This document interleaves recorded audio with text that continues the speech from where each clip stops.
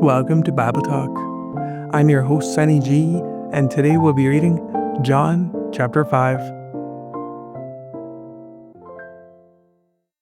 After this, there was a feast of the Jews, and Jesus went up to Jerusalem. Now there is in Jerusalem by the sheep gate a pool, which is called in Hebrew Bethesda, having 5 porches. In these lay a great multitude of sick people, blind, lame, paralyzed, waiting for the moving of the water. For an angel went down at a certain time into the pool and stirred up the water.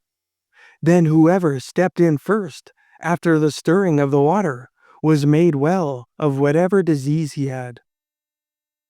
Now a certain man was there who had an infirmity 38 years.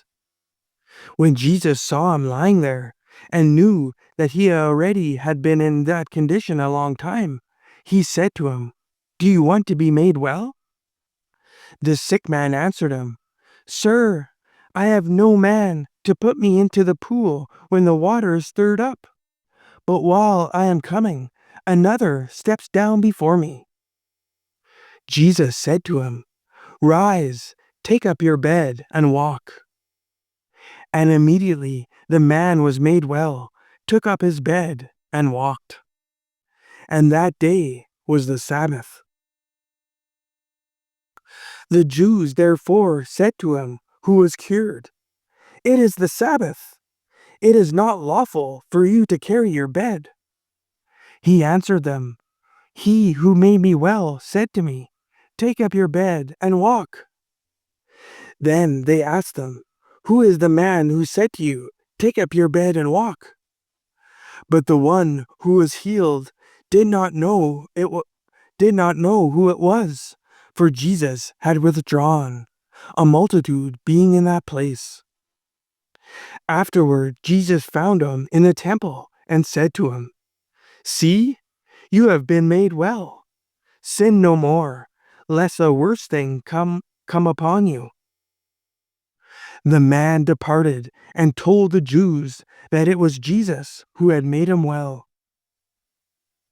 For this reason, the Jews persecuted Jesus and sought to kill him, because he had done these things on the Sabbath. But Jesus answered them, "My Father has been working until now, and I have been working." Therefore, the Jews sought all the more to kill him, because he not only broke the Sabbath, but also said that God was his Father, making himself equal with God. Then Jesus answered and said to them, "Most assuredly I say to you, the Son can do nothing of himself, but what he sees the Father do. For whatever he does, the Son also does in like manner. For the Father loves the Son, and shows him all things that he himself does, and he will show him greater. And he will show him greater works than these, that you may marvel. For as the Father raises the dead and gives life to them, even so the Son gives life to whom he will. For the Father judges no one, but has committed all judgment to the Son, that all should honor the Son just as they honor the Father. He who does not honor the Son does not honor the Father who sent him.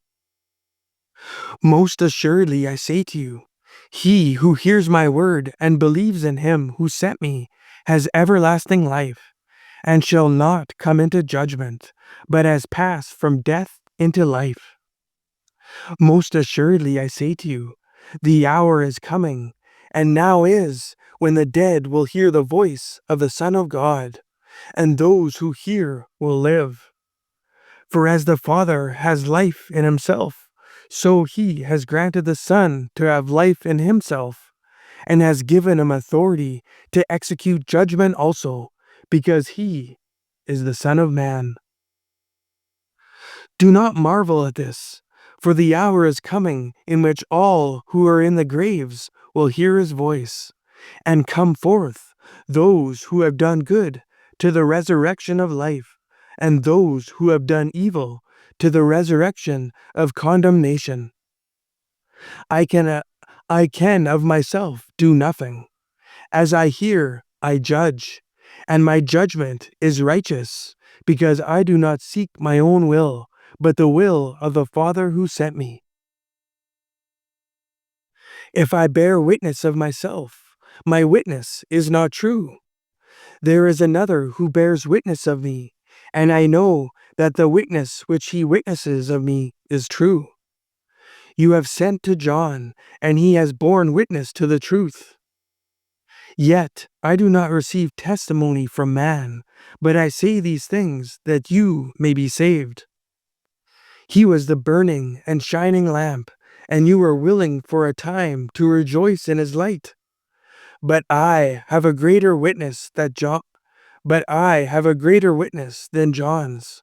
For the works which the Father has given me to finish, the very works that I do, bear witness of me, that the Father has sent me.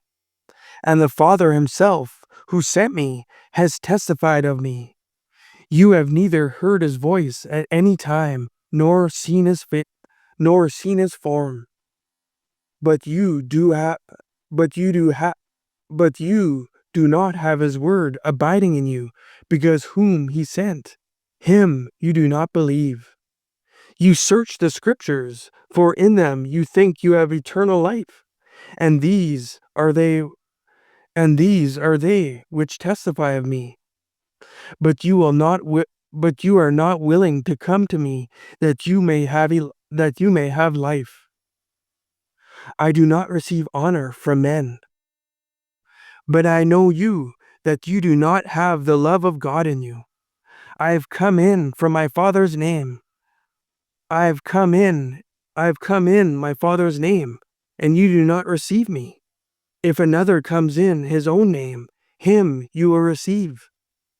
How can you believe, who receive honor from one another, and do not seek the honor that comes from the only God? Do not think that I shall accuse you to the Father. There is one who accuses you, Moses, in whom you trust. For if you believed Moses, you would believe me, for he wrote about me. But if you do not believe his writings, how will you believe my words? Thanks for tuning in.